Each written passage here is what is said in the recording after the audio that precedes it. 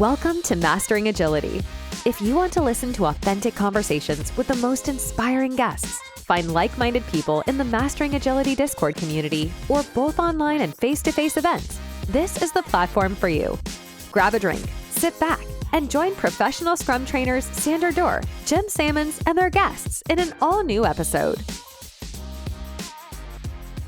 Welcome back, everybody, to the latest episode of Mastering Agility. I can't wait to meet this group of gentlemen, and I can't wait to introduce some of them to the audience. So I know a few of the folks. Sam, who I'm going to start and ask Sam to introduce himself first. You're kind of famous, Sam. You gave me COVID, or we gave each other COVID in Montreal. So me, you, and our friend Summer, from what I hear, Sam, all three of us left Canada with a bad case of COVID last year, I think. So, Sam Falco, will you kick us off and tell the audience who you are? Sure, and that explains why I'm having memory problems a lot lately. I didn't realize Summer was one of them as well. I am a PST, as you are, and Rich is, professional Scrum trainer. I've done that for a few years. Been involved in the Agile world since I was sort of dumped into the Scrum Master role in 2008. Here, put this hat on, and hey, it fits. I've done some consulting. I do full-time employee work as well. Right now I'm an FTE with a credit union, helping them understand how to leverage agility in a very constrained world, because we have to work within government regulations and all of the things that go along with handling money responsibly for other people. Nice. And you brought one of your partners in crime, Dan, right? Yeah, Dan and I go way back to Agile Thought. We started a podcast together there and just really enjoy collaborating with Dan. So recently we were just chit-chatting, maybe we should get something started, and we're still not sure what that's going to look like, but right now we're working on possibly a little white paper on estimation without, or as complementary to points that involves narrative and understanding complexity. Dan, why don't you take it away? Thanks. I realized when we got this invite, I'm the unprofessional Scrum trainer here. Like, you three are all professionals, and I'm just like doing it at times. I was at Agile Thought with Sam. I'm no longer there. Rest in peace to the Agile Coaches Corner podcast. The bills stopped getting paid. I believe it's officially now defunct. So that's very sad. But Sam and I had a wonderful collaboration going. I got to meet Rich through my work there, and got introduced to Agile in 2006, interviewing at a job. They said, "What do you know about Agile?" And I was like, nothing, because my decade of waterfall before that. And then it's been a journey.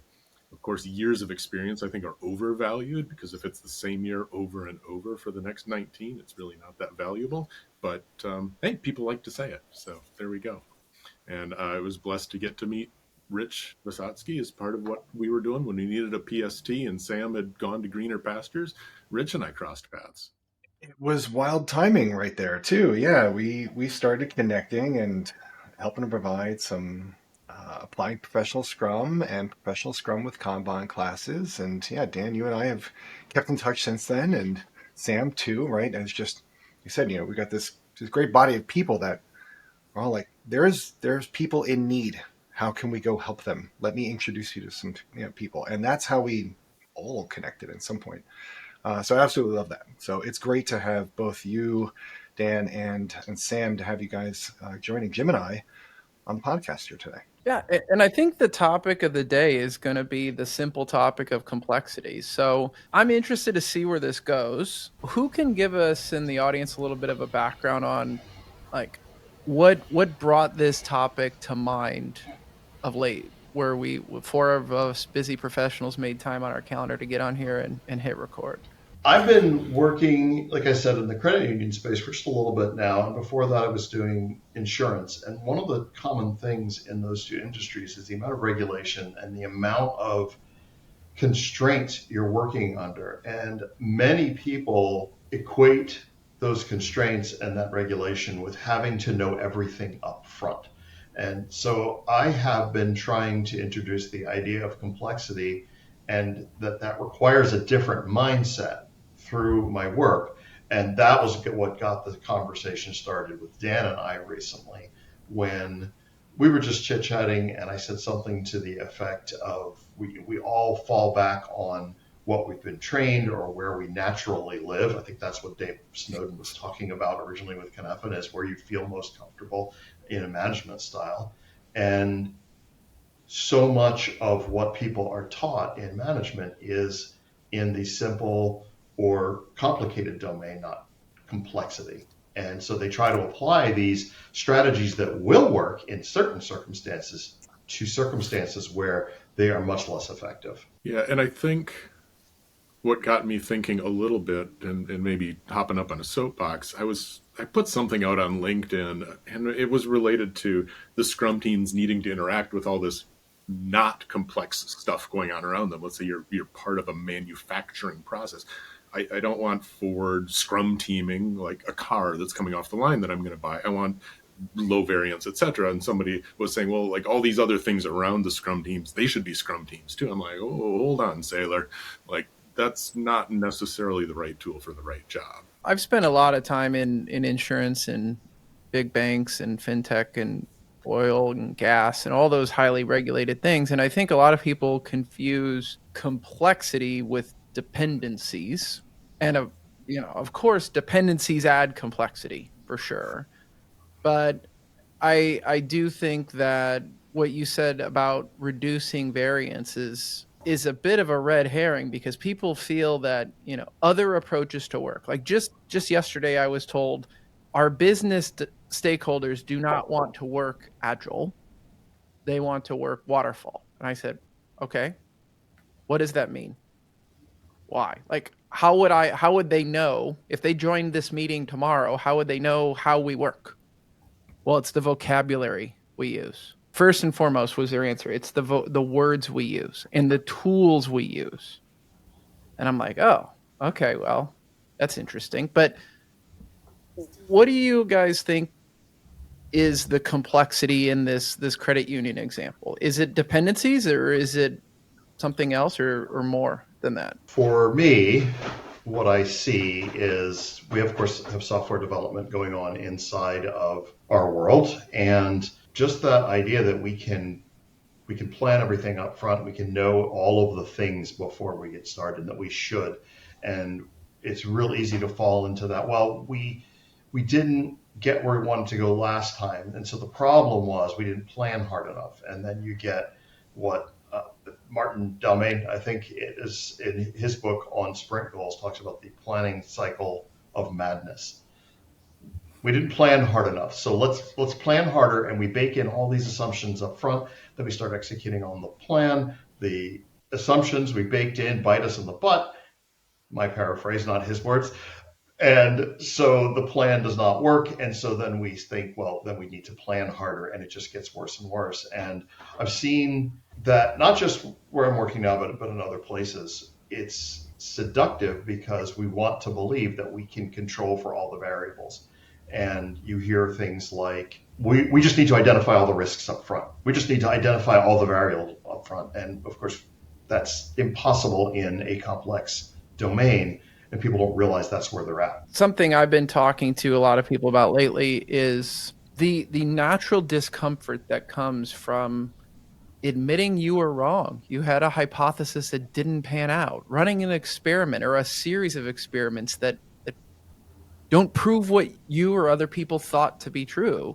And that can be really demoralizing. It can make people not want to keep doing that. But I think that trying to figure what you should do out up front it's an anti-pattern, right? Like, it feels like the right thing to do and it feels safer and more comfortable than the alternative. What do you guys do? What do you and Dan do if that's what you're hearing? If the environment you're in is, we need to sit down in a room, lock people in a room for 8, 16, hours, 2 months to figure out everything. What's the antithesis of that? For me, the antithesis of it is learning enough to get started. I don't even want to say this. Learning enough to move forward. Just thinking of your comment there, Jim, where you're saying, somebody might admit they were wrong. Well, it's possible they're right.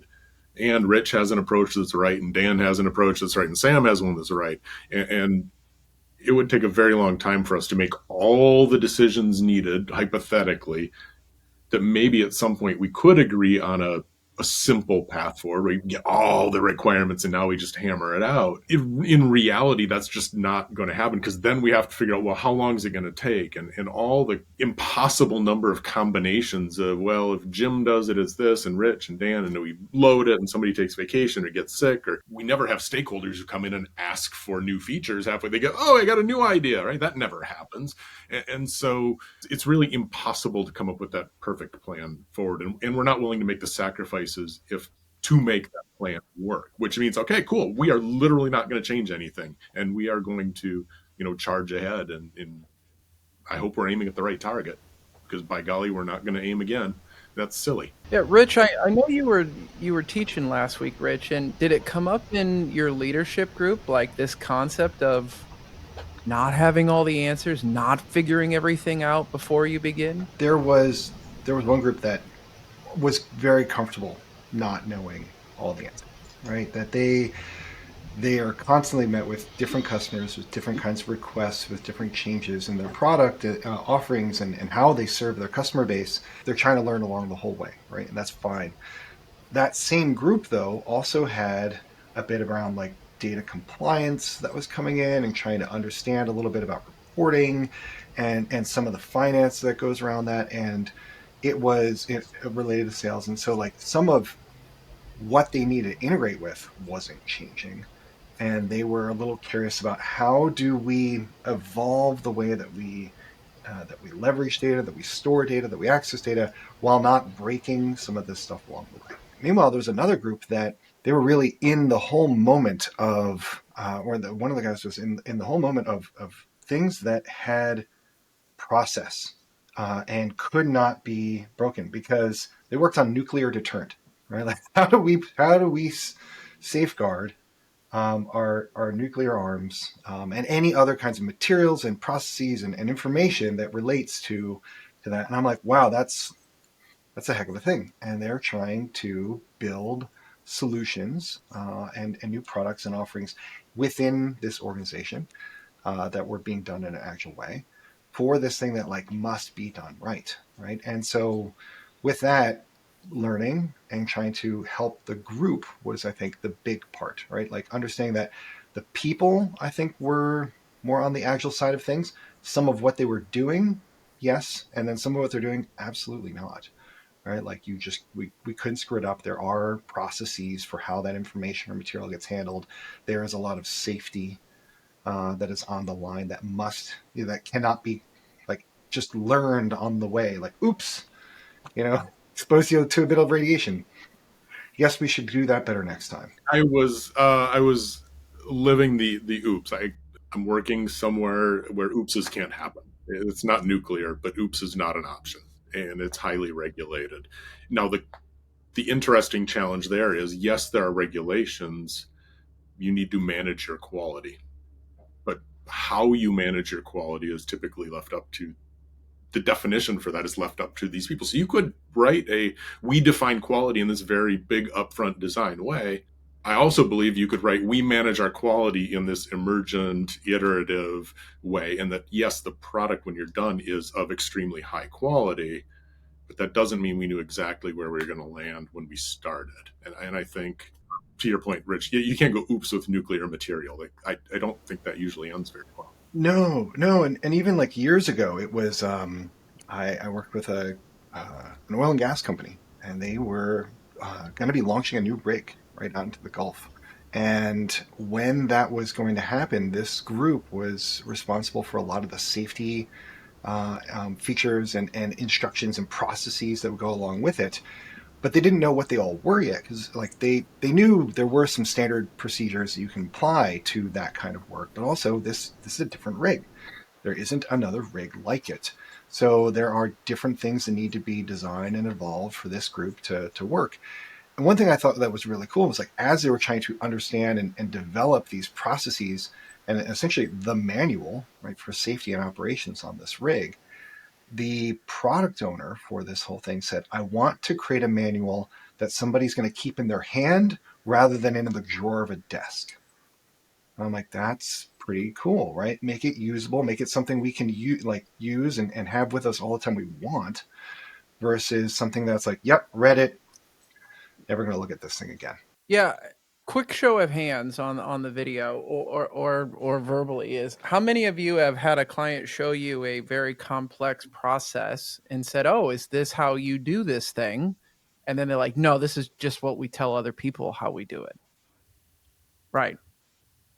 3.5 hands are up, audience. Yeah, I'm pretty sure I've got, Yeah, like I'm thinking of a big blue colored bank and a big oil and gas company who were this was a weekly occurrence where somebody would send me a 7-page PDF with 97 decision trees and lines and boxes and charts, and I'm like, so this is how you dig a new well, this is how you fix this thing, this is how you do. Oh, no, that's not what we do at all, but that's the official process that the auditors use to confirm that we do it that way. And I'm like, but you just said you don't do it that way. No, we can't, we don't do it that way. There's like 900 shortcuts we take. I'm like, okay. So when it comes to this, like we could probably have an entire conversation about like processes, process compliance, CMMI, that type of stuff. But when it comes to complexity, I think a lot of people would be familiar with what's called the Stacy matrix from Ralph Stacy. And there's much positive and negative said about that. And I'm not going to take a stance on it, except I personally like it and use it and feel it's good enough to stimulate the conversations I want. Someone's already mentioned Kinevin from Dave Snowden and others on this call. There's a relationship here to systems thinking, like being able to step back, look at the whole, look at how different things interact, whether that's, like Senge in fifth discipline type stuff, causal loops, or if you blow causal loops up and you go into full-on systems thinking and all that. So are there any other tools, techniques, models that you all use? And how would you start by helping a client or a person even unravel their complexity? Before I talk about how the second part of your question, I want to mention Carl Weick and I think it's Kathleen Sutcliffe, Managing the Unexpected, Assuring High Performance in an Age of Complexity. And one of the things they talk about, and this is how this whole thing started, was I saw a paper comparing the Weichian model to Snowden's model that got me thinking about this. And what Weick and Sutcliffe, one of the things they talk about that Snowden does not, and Snowden is apparently dismissive of the concept of high reliability organizations. They specifically talk about nuclear aircraft carriers and other industries where little mistakes cannot be allowed to happen because they tend to snowball and build things. So I would suggest that there is, and I did start reading that book, but I got distracted because that's what I do. But it was interesting because they were talking about you can build in certainty within complexity by making sure you understand that you have to pay attention to these things. It's not to say you can always control for them in advance, but you can be watching them, if I recall correctly. How do we take this to organizations where they don't really grasp what complexity means? They usually do intuitively. If you show them that Stacy matrix, they get the point. Yeah, we're here in the complex zone. What they don't have is a mental framework for how to approach that, because long ago an industrial mindset was applied to software engineering with that waterfall model, and the name of the creator escapes me right now. But even he says in that original paper, you probably are going to need to go through this cycle at least twice because you're going to need a prototype phase. Royce, yes, thank you for that in the chat. So unfortunately, that got thrown away, and we applied that industrial mindset of we're going to build toasters, so we're going to spend 9 months designing the toasters. Then we're going to stamp out 10,000 toasters, and all of the cost of that planning is amortized across all of those toasters. But in software development, we're not doing that. We're making this massive plan to build one thing, and we're never going to build that thing again. And that's where the problem comes in, because that's extremely costly. Early in my career, I was introduced to a guy who was going to be the product owner for something complicated, complex rather. And he had grown up in a waterfall world, and he said, "You Agile people always tell us that waterfall doesn't work. Well, I'm here to tell you I've seen it work." And he listed several things that he worked on. I said, okay, let's dig into that. I was not arrogant enough to tell him he was wrong. And so let's talk about it. And what came down to was it worked because they spent an enormous amount of money up front. And it was from organizations that could afford to spend that enormous amount of money. And then guess what? They were going to sell that piece of software. They're going to sell thousands, millions of copies of it over the next 3 years while they developed the next iteration. They could afford it. We couldn't. Jim, you'd asked if there were other frameworks, and I couldn't think of another framework besides the Stacy one and Kneffen, and then, of course, systems thinking. And Sam, I think you touched on an interesting facet of where agility is used and maybe where organizations can afford the tremendous cost of all this big upfront stuff. And, if your $2 million project turns into a $3 million, well, yeah, that's inconvenient, but nobody goes bankrupt. And then you compare that to a lot of the quick, agile, iterative, responsive, reactive stuff that you get from companies that don't have the money to risk. I was tempted to say light on fire, but they're not doing it to be bad people, but they can afford to risk it, similar to how the lean manufacturing came out of post-World War II Japan. They did not have the financial resources to waste that American corporations did. And then after a while, American corporations went, they're eating our lunch. So it's interesting just in the adoption curve of agility, how many big companies don't really need to be real agile because they can add zeros to the end of budgets and they're still going to be fine. So it's hard to have a theoretical complexity conversation when there's a rather large pot of money and you shouldn't go ask for more of it, but you can. You just need to have a good reason why the budget got smoked in the first place. I think the really funny thing about that is we're talking about risks and boundaries, right? And the understanding of risk is different for different organizations. Like money and overspending is a risk, but if you've got hundreds of millions you could blow on something, it just doesn't feel like all that risky. And yet still no one wants to waste that. They just approach it a little bit differently, right? I mean, working with a bank once, spending $1 million or $2 trying to figure something out didn't really scare them because they were sitting on piles of cash, literally, and piles of gold. But the odd thing was they didn't want to lose that money. I mean, they're in the business of trying to get it and grow it. So I thought that was an interesting piece and trying to help frame that of like, well, if we're going to make this investment, you want to spend $2 million, it goes up to $3 million. What indications do we have that say that it's worth making that next investment? And not just because, well, we've already spent $2 million, we're on some cost fallacy, but what real things do we learn that say, you know what? Yeah, it's worth the risk to invest another $1 million because we think we're actually learning something here. We think we're getting something here. Yeah, I talk a lot to my clients about every company in the world has 3 precious resources. They've got time, money, and the skills of their people. They can often spend some of those to shore up deficiencies in other ones, but the one I always like to go after is time, because a phrase I say almost every week, if not more often, is an hour is an hour, whether you're Jeff Bezos, Elon Musk, or any one of us. And that's why I like to protect that. And when I talk about the cost of how we work being at odds with what we're trying to accomplish, this is what I come back to is people have asked me a lot. I bet you they've asked the 3 of you the same thing. Like, what's the difference between words like lean, agile, iterative, incremental, all this stuff? And I'm like, look, lean's about minimization of waste, elimination, declining waste. Agile's about maximizing value. And it feels pretty normal and expected to me that if you minimize the waste of time by doing unvaluable work, that's very agile, right? So I feel like I describe these as being 2 sides of the same coin.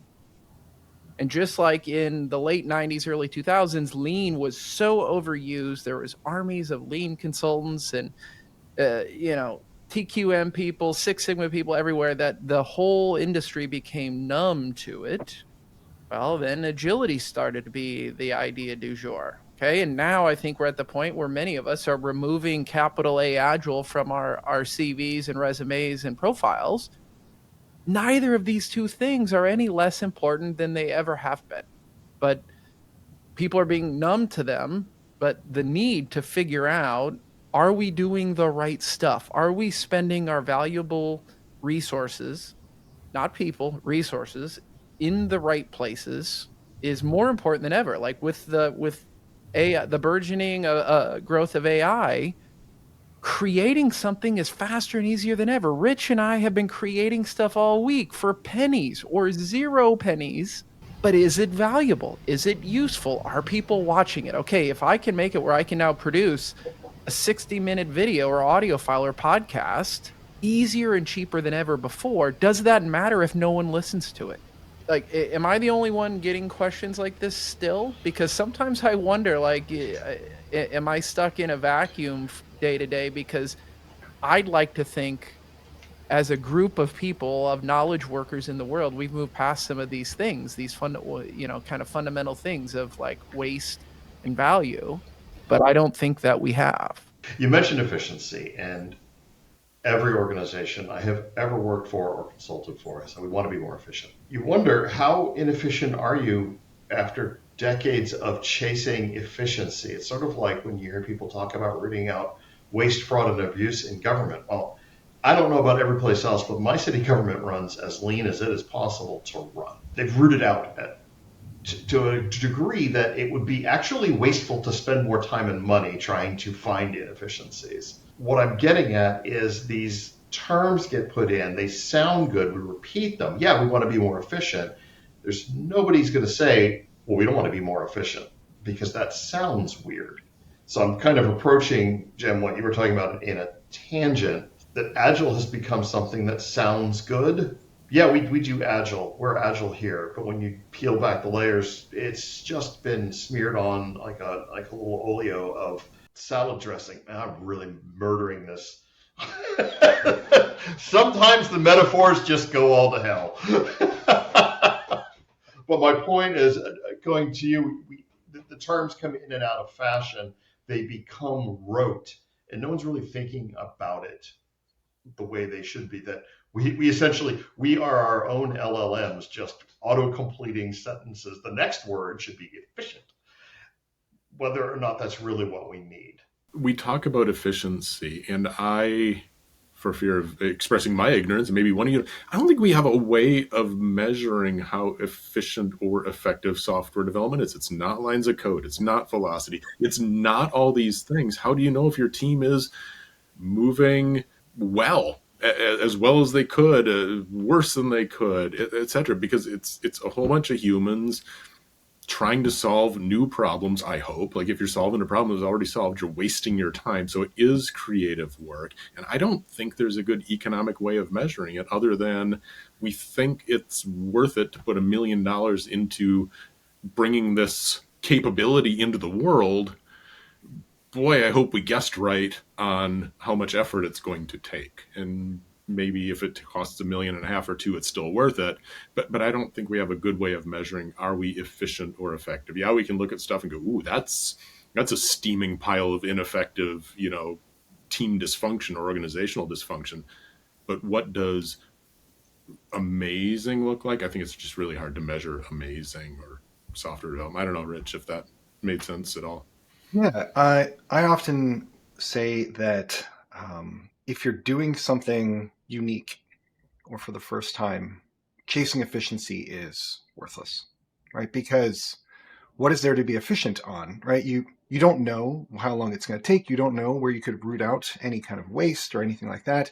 You don't know how you can make this thing run at full capacity all the time, because we don't know what capacity is other than the hours that Jim was mentioning before. Right? We don't know what we can get out of this. Sometimes there's leaps and bounds of growth, and sometimes we get stuck. Efficiency, I totally agree, especially on something like software. You're on a factory line, we could totally measure efficiency. If we are on effectiveness, though, that I think actually can measure a little bit more, but it's not so much of like, are we effectively creating software? I guess, more importantly, are we effectively solving this problem? right? Or moving towards a goal. That, I think, is pretty important here. And that is measurable, especially if we're looking at customer behaviors and changes in the way they use our products or the way they purchase our products or the way they talk about our products, right? We can do things and see those reactions, those outcomes shift. And to me, that speaks a little bit more towards effectiveness than anything else. Jim, what do you think here? I agree with Dan that there is no one number to rule them all. And I actually have a slide I use often about this idea. So what I usually say is we have to take a holistic approach to value. And I'm helping a product manager right now who effectively their product is a platform that other people build actual products on top of. But if you were to ask him, is your product healthy or valuable? You could get one of 7 to 10 answers. Oh yeah, all of our support metrics are looking great. No audit findings, no this, no infosec's not, chomping at a bit, nothing like that. Okay, but what about the value produced? Oh, I don't know. I don't know if anybody's building anything on my awesome platform. Another answer would be like, yeah, like people are building cool stuff on our platform. And another answer could be our code is good and our infrastructure is good and our stuff is healthy. Like all of those are different answers of the whole. It's kind of like the parable of the 9 men looking at an elephant and everybody's seeing something different. The difficulty of being a product manager is you have to somehow find a way to describe all of those things equally. And I don't know, I haven't came up with a good way of doing that, except different of at least having an answer for all the critical dimensions that you have to do. At least one answer. Like if you want me to help you get one answer for stability, one for security, one for code quality, one for value, I can do that. But how to pull all those numbers and put them in some sort of complex algorithm to give you a red, amber, or green stoplight on an executive dashboard, that's super hard. But the other thing that you all were saying a few minutes ago is I'm kind of thinking about this idea of bets. And Dan, I forget exactly what you said, but are we guessing correctly? And I'm like, well, the way I talk about that is we need to be making a series of small bets and inspecting often. And Rich and I talked earlier this year for like well over an hour about kind of like gambling theory and how this works if you're playing blackjack or poker or something. But since then, I've started to write down more and more things about what I call the 5 X's, which is explore. So the first thing we need to do is like go discover what we should be doing or could be doing. Then we need to run some experiments. So that's the second X. And then once we ran some experiments and explored and we think we're doing the right stuff, now we need to exploit. And this might be where efficiency or optimization kicks in. Like if you think you're doing the right stuff, you ran some experiments, you validated that with data and observation and feedback. Now you can mash the accelerator. And then if that's still going well, now you can expand. Okay, now you can be like, hey, we've done this good for 100 people. Let's make it 1,000 people. We've done this good in one country. Let's add 5 countries. Let's go global, whatever. And then the last X is honestly the hardest for people to wrap their head around, which is exit. Like, when do you stop? Doesn't mean you turn whatever your thing is off, but when do you stop spending effort, money, time, optimization on that thing and go apply your people, your skills, or your money to another bet? So I'll pause there. Like, I don't know if any of that resonates or if you all are like going to get me fitted for a straitjacket. You'll have to tell me. Yeah, something you mentioned there about exit, right? Like when to exploit, when to experiment, when to exit. I think different people come into a situation with different focuses on that.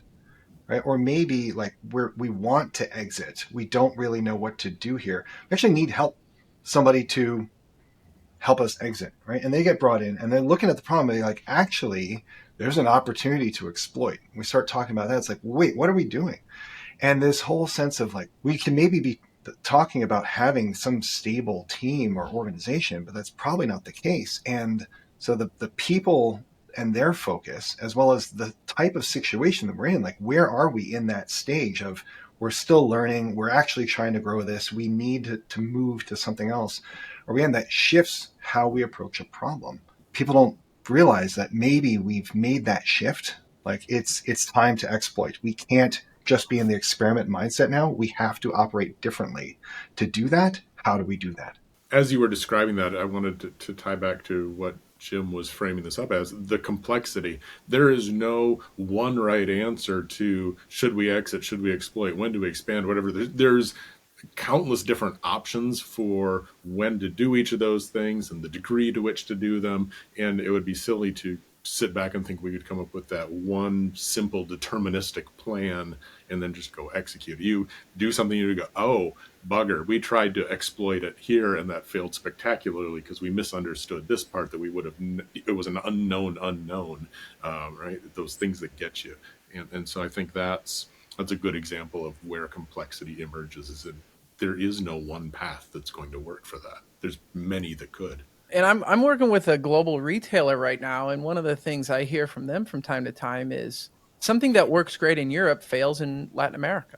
Something that works good in mom and pop middle America doesn't work well in downtown Amsterdam. When you're trying to expand, that can be like, oh, we must be wrong. We have to go back to the drawing board. This is failing. No, you just found a good solution that works in some places but doesn't work everywhere. Like, I don't think that's a bad thing. One of the things that I'm hearing in the industry, and you tell me if you all are as well, is a renewed interest in consistency. Everybody's got to be doing it the same. Like, we've got to solve this problem the same way everywhere. Every team's got to have the same word for this. Every team's got to use the same tool for this.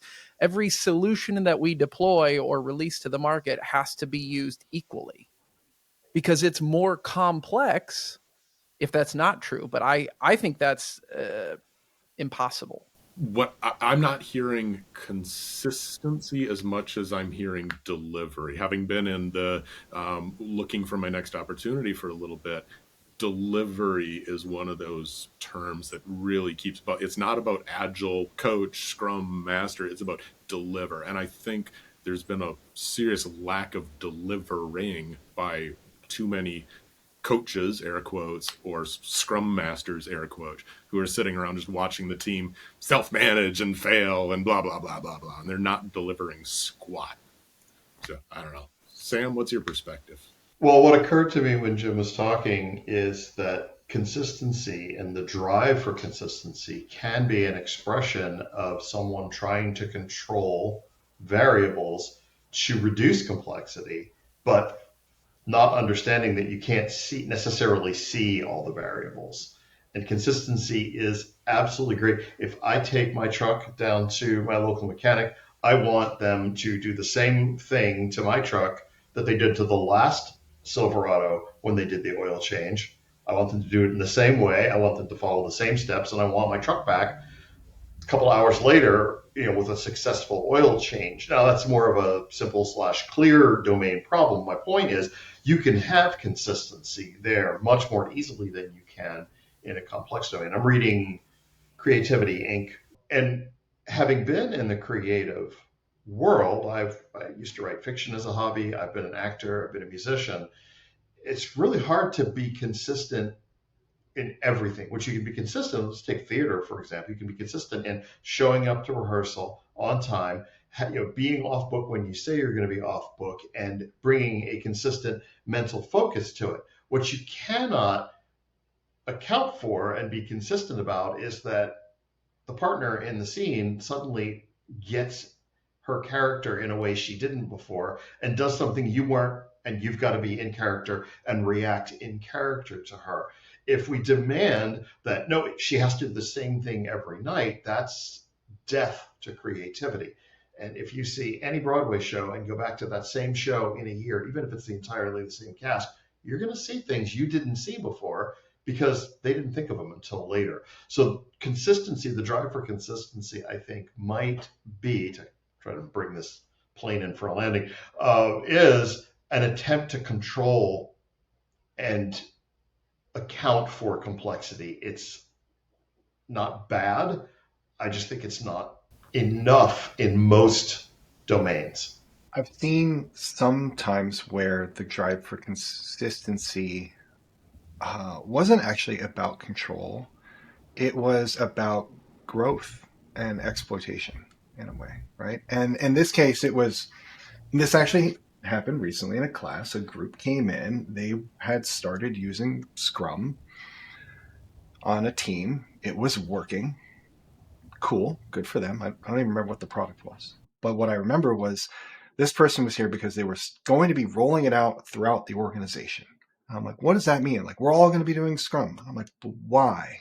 Right? I don't get it. Are you all building new things, solving problems, trying to go and iterate and learn and grow along the way? Like, well, no. Like what? You have support people who are dealing with tickets that come in and things of that kind of nature. Yeah, yeah. They don't need Scrum necessarily, right? If there's, I don't need Scrum to reset people's passwords. If you had other parts like doing accounting, whatever, they don't need Scrum. Right? Like we didn't all need to do it. That's a misnomer. But the fact that we saw such growth in a group that maybe was being held back in a previous wave of form, whatever work that they were doing because of an ill-fitting process, now suddenly shot ahead. There was a thought that let's create some consistency here and have everybody do this so that we're all getting these benefits, but they won't. It'll actually drive some people down. Something Sam just said made me think of something, which is I am not a thespian in any way, shape, or form, but I am an appreciator of quality in that craft. And like Daniel Day-Lewis is probably one of the greatest actors of our generation. And he has a way that he is creative, whether he's playing Abraham Lincoln, Bill the Butcher, or somebody running across the plains in like the Wild West. But those are really different things, and they're still equally creative. But if you're like a director or a studio head about to spend millions or more, hundreds of millions of dollars on that, like I would have to think that they're like, I like that he's got a consistent way of approaching creativity. And let me connect this to agility here. It was about last year when a client of mine asked me to help interview a product manager role. And there was a candidate that I was super impressed with. And he had a way of doing what he does. It turned the client off. They're like, because they picked up on it too. They said, he's got a way that he likes to do things. He has a way he likes to structure things. And he had great answers to like, how would you show this? How would you describe value and all this? And I was impressed. And they were like, that won't work here. We want him to do it our way. And I'm like, but you and I both know your way sucks. Like, that's why I'm here. Why do you want him to do it your way? Well, it'll be inconsistent. It won't be the same. I'm like, so you want to hire him for what he's able to do and has done elsewhere. And you're going to be like, yeah, if you're Daniel Day-Lewis, don't bring any of that stuff. Don't bring your discipline and your process and your skills with you. We want you to adopt our shitty process. He didn't get the job. And I think it was a huge mistake. Have any of you seen this same type of thing, like where consistency is almost a limiting factor at an organization? And I'm not against consistency because, again, I don't know who just said it, but consistency, and I don't know who to attribute this quote to. I think it's Snowden, but you cannot manage your way out of complexity. And I would also put a riff on that to say you cannot use consistency as a solution for complexity. Yeah, I think consistency in that mode is similar to the drive for efficiency. And it's a bit of a Taylorist idea that everybody should do it the same way because we have identified the one best way to do it. And even if, so your example was that, their shitty process, they wanted this guy to follow. But what if they had a great process?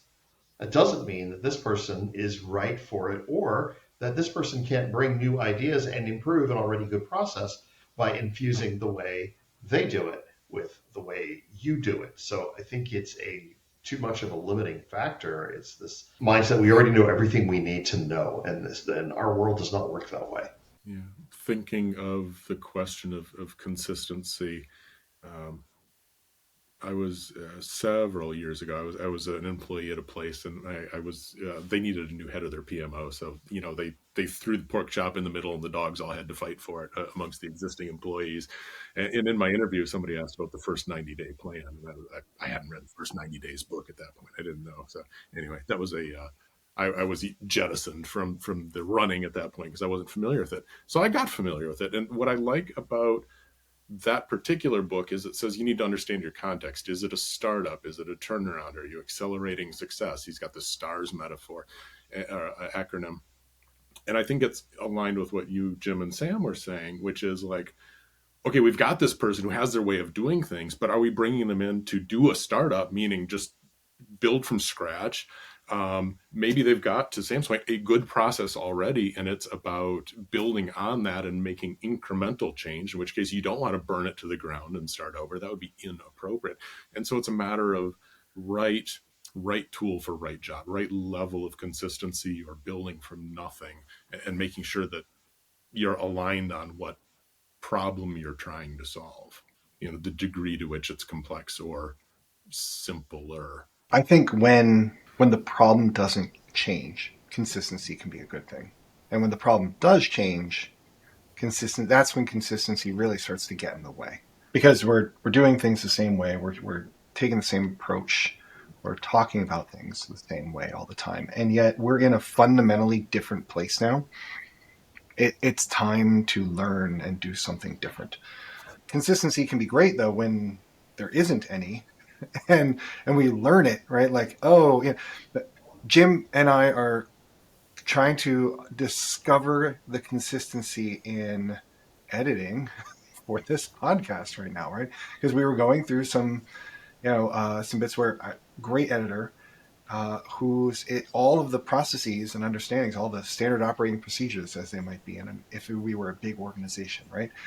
Or even a small one, right? They're in one person's head.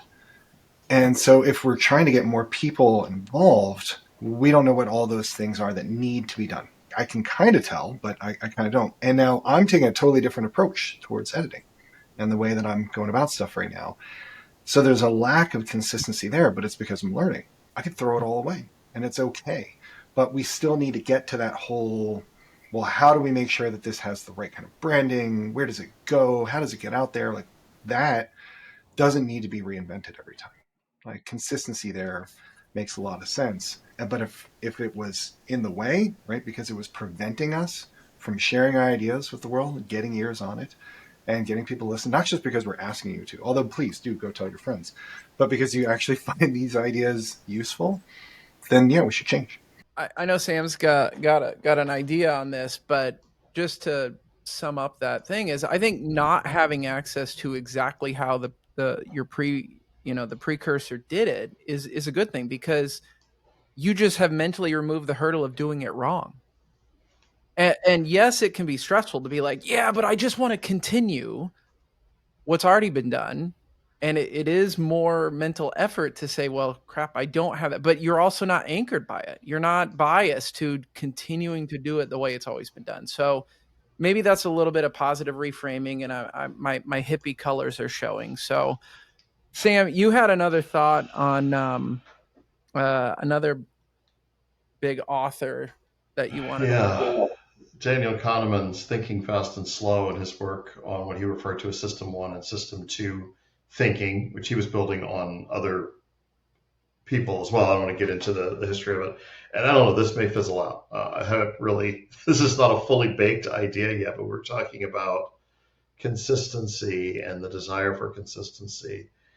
And it occurred to me that one of Kahneman's tenets is that System 1 thinking, the autonomic processing that we engage in, that is always on and we can't turn it off. That's our default because it's not very costly to our biological processes. But System 2 thinking, where we get jolted out of, our model of the world is wrong or no longer works, and we have to jump into that, it's costly. And we want to get away from that as quickly as possible and get back to System 1, such that very often we'll ask a question or be asked a question, and we'll get an answer that is adjacent to the question that was asked, but it's good enough, and then we move on. And so I wonder if the desire for consistency and some of these other factors we've been talking about, the desire to apply complicated or clear domain solutions to complex problems, is a desire, unconscious, no doubt, to shift back to autonomic processing as quickly as possible, because otherwise it's costly. I don't know if that made any sense whatsoever to anyone who isn't in my head. I want to go along with that for a minute, right? Because if we want to leverage consistency, one of the best things I can see for organizations is be consistent on your values. Be consistent with your goals, right? Like trying to make it really easy for people to fall into that system one. Like, I know what to do here because we believe in kind of the same thing, right? Even if we talk about slightly different, the context, the effect, right, the meaning of it is still the same.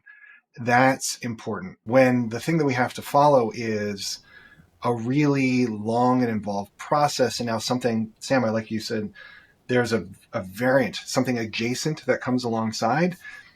Wait a minute, this is off. Where do we go? What do we do? Can I just get back to this? Or do we pause to actually think about maybe this big and rigid process shouldn't be so rigid? There's a well-traveled saying that, people don't mind change, they mind being changed. And I think that this whole concept of process compliance it's not a bad thing. It gets me labeled as an anarchist, and I just want people to be allowed to do whatever the hell they want, whenever they want, and that is not the case. What I have found useful in my work is telling people we're going to follow this process until we find its cracks, and then we're going to stop, pause, reflect, and figure out what to do when we find a crack in a process. And hopefully we have a clear mechanism to say this process isn't working for us, or we don't think this process is applicable to the work we're doing, or whatever.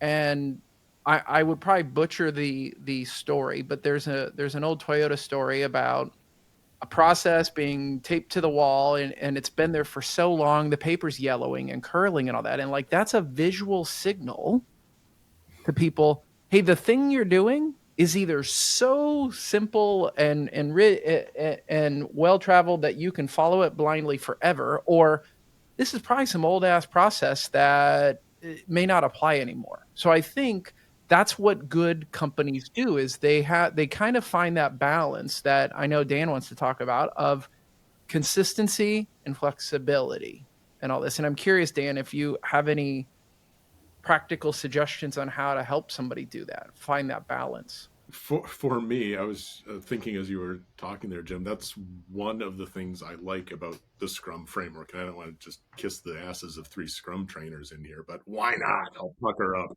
We don't need it. We get enough praise as it is. we have an approach. We have a goal. This is what we want to do with the product. Often by a certain time, we've got our team every 2 weeks, which happens to be a very common cadence. Now we're going to figure out what's the next step we're taking towards that goal, and within that, then finding ways to be flexible and address other parts of the system that are failing. Removing dependencies, increasing automation, building up a skill where you've got a failure point of one person, etc. So for me, I really like that just that cadence and that practice. And it's hard to deliver increments in 2 weeks. Yes. Why? Okay, now let's go figure that out and try to solve that, as opposed to be like, Scrum doesn't work, let's do Kanban.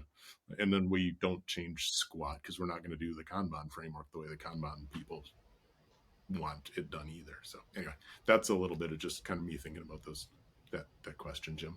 Well, I want to give everybody a chance for any last words on this as we start to wrap up. So we've talked about a lot.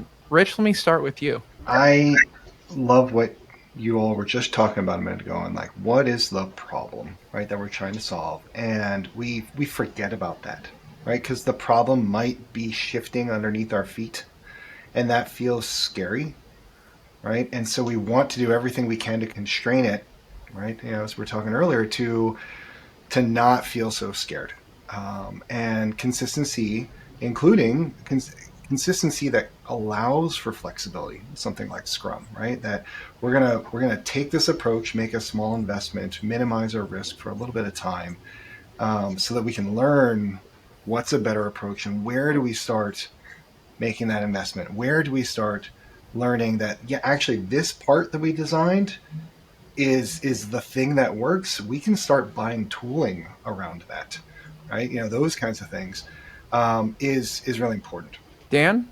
I think what came to mind as we're talking about this is Agile methods to address complexity. It does not mean make crap up as you go along. It is not an absence of process. One of the Scrum co-founders was a fighter jet pilot. That takes serious rigor and discipline.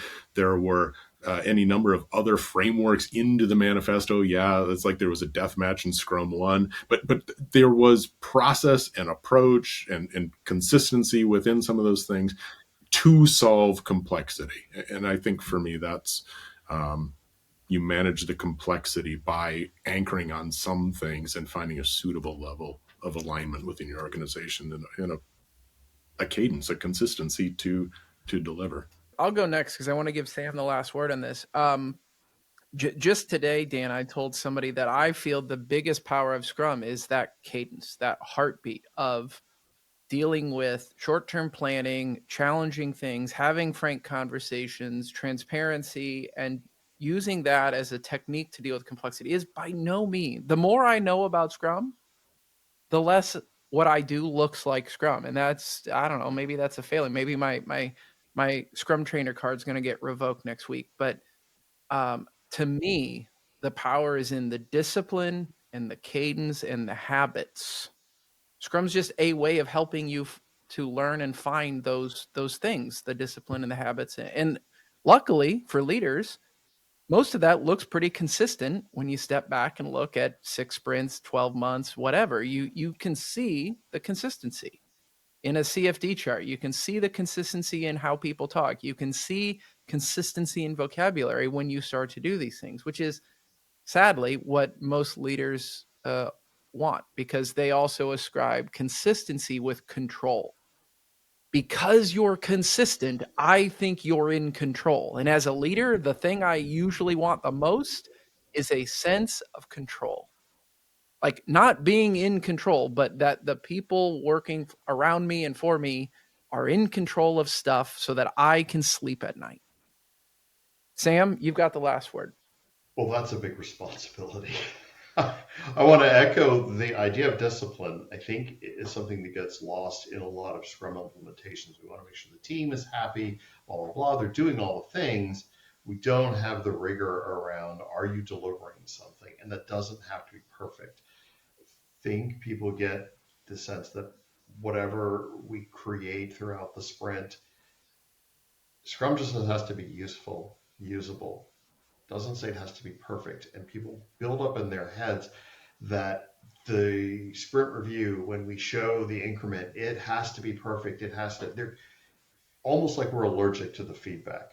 But real discipline is doing something and letting people look at it and see if it works. There's a reason why I am not a best-selling writer of fiction right now, while one of my former critique partners is. And it's because at every critique group, she would show us garbage. And I wouldn't show, for the longest time, anything that I didn't think was my best work, which meant it took way too long. And by the time I got to that point, was I going to accept any feedback? No, I wasn't going to change anything. I just polished this turd. And so you're not going to tell me it's a turd and that I need to do something else. So the discipline to build something and have it ready for use, and then take that feedback and don't worry about if there's problems with it, you can fix that in another iteration, is crucial. And that's key to that idea of complexity. We don't know what we don't know until we get there and it comes out. Seen it again, time and time again when I was doing theater, just someone discovering a new way just to hold a prop. If I turn this way, it's going to get a reaction from the audience that I never noticed before. Well, thank you, gentlemen. Thanks for spending some time with us. Hopefully, this has been a phenomenal conversation from my perspective. Hopefully the audience gets some value out of it. Thank you. It was exciting to join. Yeah, I really appreciate the invitation.